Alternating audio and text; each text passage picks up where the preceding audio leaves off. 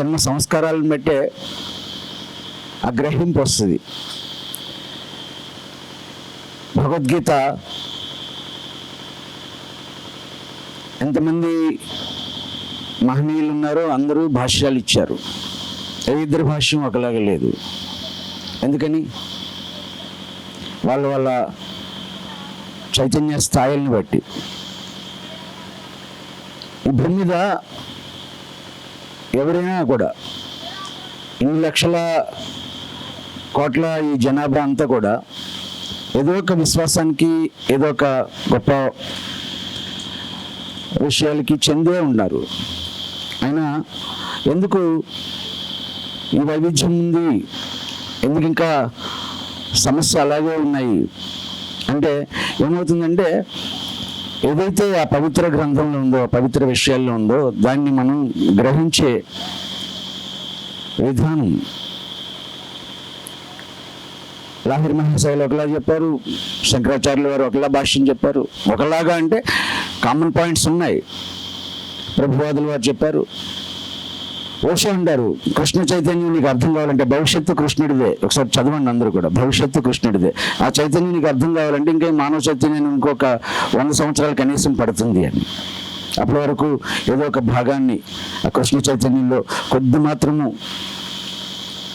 అర్థమై దీనికే మనం ఇంకా అర్థం చేసుకోలేని స్థితిలో ఉంటాం, కంప్లీట్ ఆ కృష్ణ చైతన్యం అర్థం కావడానికి. అందుకే ఉపనిషత్తులు ఏం చెప్పినాయి అంటే, నువ్వు నీకు అర్థమైతేనే నీకు అవి అర్థమవుతాయి. By understanding the self all this universe is known. నువ్వు నీకు అర్థం కాందే, నేను నువ్వు తెలుసుకోందే, నీకు భగవద్గీత సంపూర్ణంగా అర్థం కాదు. అర్థమవుతుంది. ఇన్ఫర్మేషన్ కాదు, ట్రాన్స్ఫర్మేషన్ కావాలి. సమాచారం ఎంత విన్నా మన చైతన్యం మార్పు జరిగినంత వరకు, ఎదిగినంత వరకు, ఇంకొక 4 మీటర్లో 3 మీటర్లో ఈ చైతన్యం ఎదిగితే ఇంకొంచెం అద్భుతం అర్థమవుతుంది. ఏమైనా స్వామీజీ చెప్పినట్టుగా ఆ జర్నీలో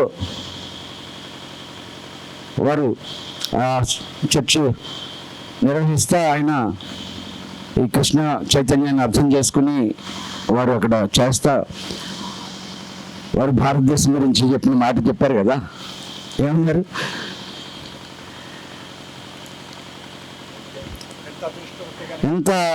ఎన్ని జన్మల సుకృతులు ఉంటుందో నువ్వు భారతదేశంలో పుట్టావని. అది మన అద్భుతం. ఎన్ని జన్మల సుకృతులు ఉన్న భారతదేశంలో పుట్టిన మనం మన బిడ్డలకి భగవద్గీతను ఇవ్వాలి. మనం భగవద్గీతని తప్పనిసరిగా ప్రతిరోజు ఆ గీతని చదువుకోవాలి, గీతని స్మరించుకోవాలి. వారు చెప్పినట్టుగా ఆ విషయాల్లో ఉన్న అద్భుతాల్ని మనం తప్పనిసరిగా చేయాలి. స్వామీజీ అందరూ స్వామీజీలే మాకు.